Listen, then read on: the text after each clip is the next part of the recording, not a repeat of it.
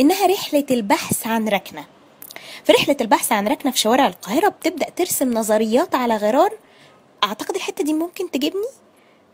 ما أظنش، لأ. وإذ فجأة وجدتها. أخيرا النهاردة لقيت الركنة يا جدعان قدام البيت بالظبط.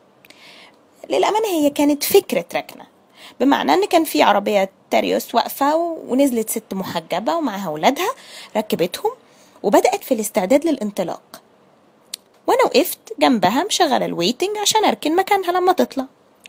شوفوا يا مؤمنين، 25 دقيقة فعليا عشان تطلع وانا واقفة.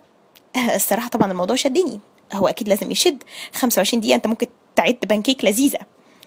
ركبت، فتحت النور، طلعت الروج، حطت روج، طلعت الايلاينر، حطت ايلاينر، طلعت البودرة، حطت بودرة، بعدين البرفيوم.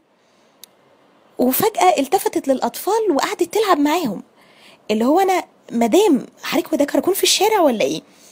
وإذ فجأة خدت بالها إن في نور شغال جنبها بعد 25 دقيقة، وراحت قايلة لي بصوت رقيق: إيه ده؟ حضرتك عايزة تركني؟ أوه، ما خدتش بالي. طبعا الصراحة أنا كان ساعتها قدامي حل من اتنين: يقتلها. بس ببساطة رحت أسألها، قلت لها: لا حضرتك خالص، أنا بس كنت عايزة أسألها الريحة دي أفتر شيف ولا كلونيا؟ إيه يا جماعة في إيه؟